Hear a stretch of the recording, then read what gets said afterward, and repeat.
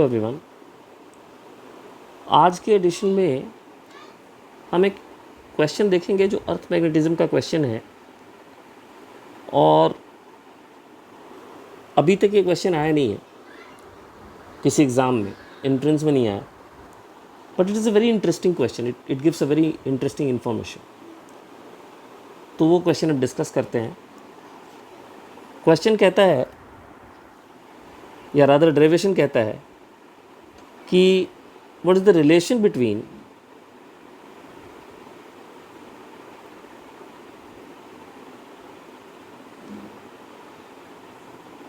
angle of dip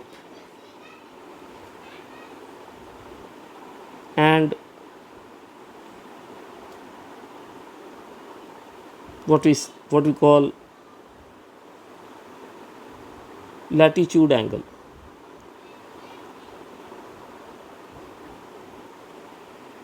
earth magnetism एक unconventional सा topic है, ज़्यादा वेटेज उसको हम देते नहीं हैं क्योंकि क्वेश्चंस उतने ज़्यादा उससे नहीं आते। नीट में तो फिर भी क्वेश्चंस आ जाते हैं इक्का दुक्का, जेई मेंस में क्वेश्चंस नहीं आते, एडवांस में तो बिल्कुल ही नहीं आते, बट उसका यूज़ होता है। अगर हम ईएमआई पढ़े तो ईएमआई के कुछ क्वेश्चंस में we need to know about how earth magnetic field works. तो उससे रिलेटेड एक बड़ा इंटरेस्टिंग सा डेरिवेशन है कि डिप एंगल और लैटिट्यूड एंगल में क्या संबंध होता है किसी पॉइंट पे, अर्थ के किसी प्लेस पे। सबसे पहले आइए हम ये समझते हैं। अब अगर ये टॉपिक आपको समझना है तो ऑब्वियसली आपको एंगल ऑफ डिप का मतलब पता होना चाहिए। एंगल ऑफ डिप क्या होता है? Angle of dip is the angle made by freely suspended magnet with horizontal, and the numerical value of angle of dip is tan inverse of v by h। आइए बस उसको थोड़ा summarise कर देता हूँ पहले कि एंगल ऑफ डिप किसको कहते हैं, उसके बाद ही हम आगे बढ़ेंगे। तो पहले तो आप समझ लें कि ये आपका मैग्नेटिक मेरिडियन है। अब आप पूछेंगे मैग्नेटिक मेरिडियन क्या होता है सर? देखिए, मैग्नेटिक मेरिडियन जो होता है वो एक ऐसा प्लेन होता है जिसमें आप फ्रीली सस्पेंडेड मैग्नेट को कंटेन कर सकते हैं। आपने एक मैग्नेट को लटका दिया फ्रीली, ठीक है, तो जिस वर्टिकल प्लेन में उसको कंटेन किया जा सकता है उसको हम कहते हैं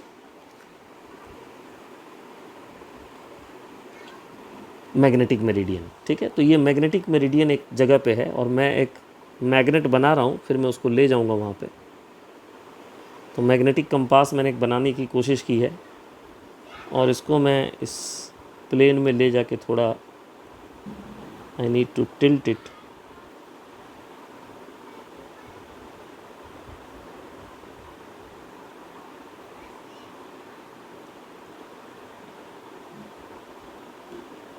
सॉरी, ये देखिए,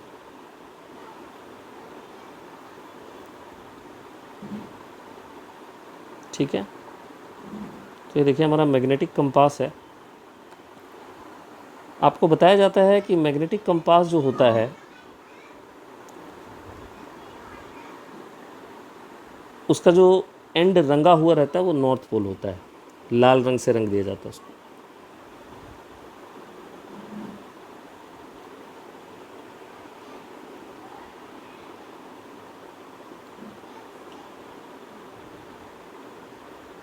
तो ये हमारा नॉर्थ पोल इधर पॉइंट कर रहा है, ऊपर की तरफ उठा हुआ है।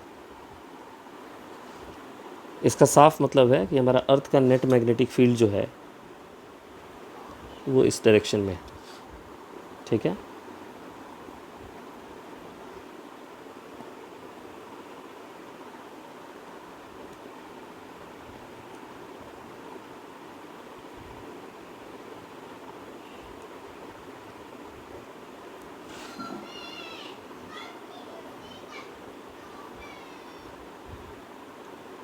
ये देखिए, ये है हमारे अर्थ की नेट मैग्नेटिक फील्ड।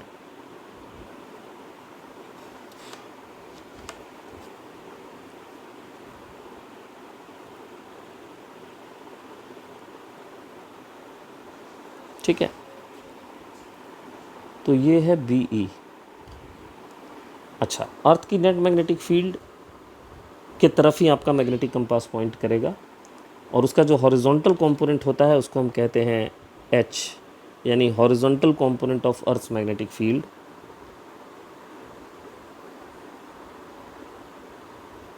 ये है आपका एच,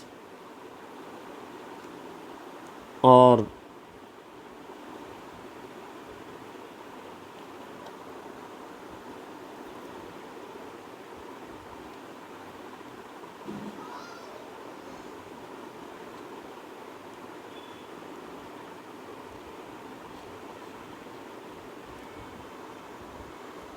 ये है vertical component of earth's magnetic field, जिसको कि हम कहते हैं वी। ठीक है, हॉरिजॉन्टल के साथ जितना एंगल आपका फ्रीली सस्पेंडेड कंपास बनाता है उसको हम एंगल ऑफ डिप कहते हैं। तो साफ साफ आप देख सकते हैं कि tan of angle of dip की वैल्यू v/h होती है, vertical component of earth magnetic field divided by horizontal component of earth magnetic field. तो ये मैंने थोड़ा सा समराइज़ कर दिया कि एंगल ऑफ डिप किसको बोलते हैं, लेकिन आगे आपको समझने के लिए ये भी समझना होगा कि लैटिट्यूड एंगल किसको कहते हैं। तो आइए बात करते हैं लैटिट्यूड एंगल के बारे में। तो ये देखिए, ये हमारा अर्थ है मान लीजिए, और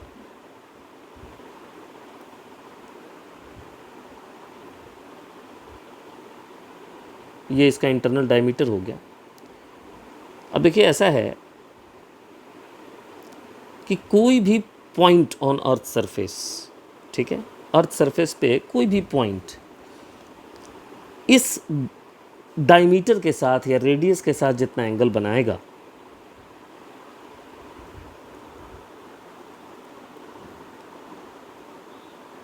उस एंगल को हम लैटिट्यूड एंगल कहेंगे।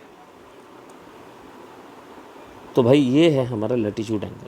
किसको किससे डिनोट करना है इसको? लेट्स से फाई से डिनोट करना है। तो ये हमारा लैटिट्यूड एंगल है। ये वो पॉइंट ऑफ ऑब्जर्वेशन है जहाँ पे हम ये रिलेशन निकालना चाहते हैं, that what is the relation between the angle of dip and latitude angle. तो चलिए ये हम समझ गए। तो आइए अब हम इसको डेराइव करते हैं। ठीक है, तो इसी डायग्राम में आगे बढ़ते हैं। तो सबसे पहले हम क्या करेंगे,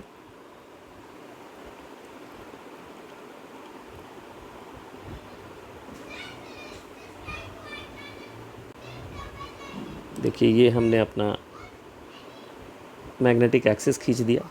अब आपने पढ़ा होगा कि अर्थ का जो मैग्नेट होता है that is a very weak magnet, it's not very strong magnet. जो अर्थ जो मैग्नेट की तरह बिहेव करता है, और उसका जो नॉर्थ पोल है वो ज्योग्राफिक साउथ की तरफ है। तो ये जो अर्थ का मैग्नेट है, इसका मैग्नेटिक मोमेंट मैं यहाँ पे बना रहा हूँ। So this is the magnetic moment of earth's magnet. मैं लिख देता हूँ, दिस इज कैपिटल M, और you can say capital ME। So M is what? Magnetic moment of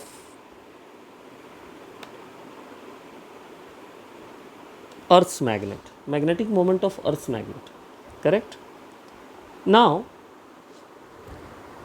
magnetic moment of earth magnet को हम एक स्मॉल मैग्नेट की तरह ट्रीट कर सकते हैं, एक वीक मैग्नेट की तरह ट्रीट कर सकते हैं।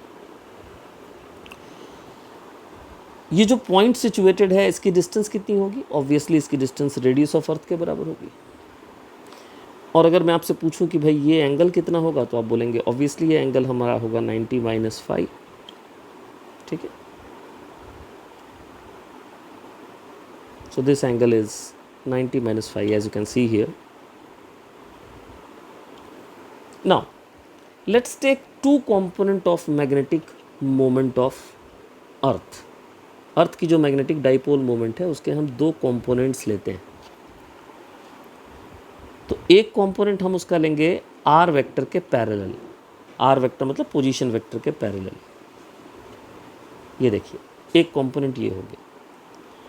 ये कंपोनेंट जो होगा ये होगा m sin phi।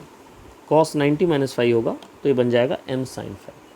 और एक और कंपोनेंट हम लेते हैं, एक और कंपोनेंट हम लेंगे, वो लेंगे हम इस पोजीशन वेक्टर के परपेंडिकुलर।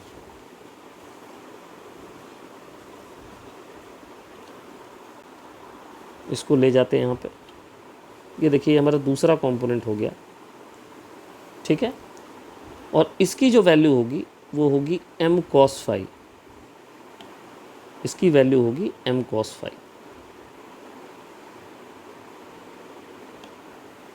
ठीक है। It is sine 90 minus five, तो ये बन जाता है cos phi। अब जो m sin phi है, इसका कलर मैं चेंज कर रहा हूँ, ये काफ़ी चमक रहा है तो इसको मैं दूसरे कलर से लिख देता हूँ। So we need a dull colour, तो इसका नाम रखते हैं हम लोग m sin 90 माइनस फाइव यानी m cos phi, ठीक है। अब देखिए ये जो m cos phi होगा, इसके लिए पॉइंट P एक इक्विटोरियल पॉइंट है, तो ये किधर मैग्नेटिक फील्ड जनरेट करेगा? अपने डायरेक्शन के जस्ट ऑपोजिट।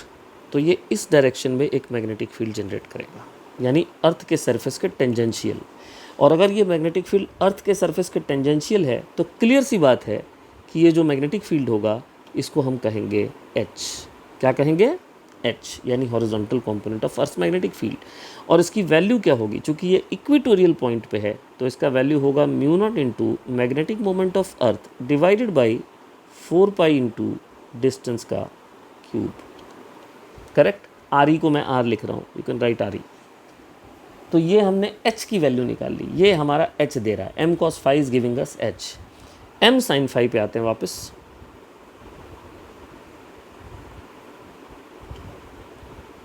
अभी जो m sin phi है इसके लिए पॉइंट P जो होगा that is an axial point. तो एक्सियल पॉइंट पे जो मैग्नेटिक फील्ड ये पैदा करेगा वो अपने डायरेक्शन में ही करेगा। और उस मैग्नेटिक फील्ड को हम क्या कह सकते हैं? उसको हम कहेंगे, अगर ये अर्थ के सरफेस के परपेंडिकुलर है तो क्लियर सी बात है ये V है, और ये एक्सियल पॉइंट पे है तो इसका एक्सप्रेशन क्या होना चाहिए बताएं? अगर ये एक्सियल पॉइंट पे है तो इसका एक्सप्रेशन होना चाहिए 2 mu naught into magnetic moment divided by 4 pi R E cube, ठीक है। अब आप देखिए इन दोनों से जो पैरेललोग्राम बनता है, या रादर कह लीजिए कि जो रेक्टेंगल बनता है, बिकॉज दे आर परपेंडिकुलर, वो ये है, करेक्ट। और इन दोनों का जो रिजल्टेंट फील्ड होगा उसकी डायरेक्शन कुछ यूँ होगी, ठीक है। ये है, इसको हम कहेंगे BE, नेट अर्थ का मैग्नेटिक फील्ड, जिसको आप under root of V² plus H² भी लिख सकते हैं। Am I clear? Now as per definition of angle of dip, हमारा एंगल ऑफ डिप क्या था? हमारा फ्रीली सस्पेंडेड मैग्नेट जो कि BE की तरफ इंक्लाइंड है, अलाइंड है, वो जितना एंगल H से बनाएगा, तो ये है हमारा एंगल ऑफ डिप।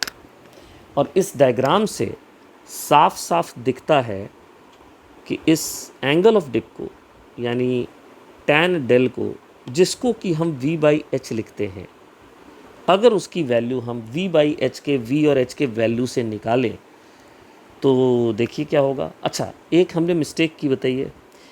हमने जब H की वैल्यू निकाली है तो हमने मैग्नेटिक मोमेंट कितना लिखा है? हमने मैग्नेटिक मोमेंट लिखा है m, लेकिन किस मैग्नेटिक मोमेंट के वजह से H की वैल्यू आ रही है? H की वैल्यू आ रही है m cos phi के वजह से। और किस मैग्नेटिक मोमेंट के वजह से V की वैल्यू आ रही है? V जो मिल रहा है वो मिल रहा है m cos phi से, नहीं m sin phi से, m sin phi से। V मिल रहा है m sin phi से और H मिल रहा है m cos phi वाले कंपोनेंट से, ठीक है। तो अब हम इन दोनों का वैल्यू डालते हैं tan डेल निकालने के लिए। तो बताइए ये वैल्यू कितनी आ जाएगी? तो पुट करने के बाद ये जो वैल्यू आएगी ये कितनी होगी बताइए? सब कुछ कट जाएगा और मेरे पास बचेगा 2 tan phi। So this is the relation between angle of dip, that is del, and latitude angle, that is phi, and the relation is tan del is 2 tan phi। Interesting है। तो ये देखिए, आप अर्थ के किसी भी प्लेस पे dip angle पता कर सकते हैं अगर उस प्लेस का लैटिट्यूड एंगल आपको पता है। चलिए, तो आज के डिस्कशन में इतना ही, फिर अगली क्लास में।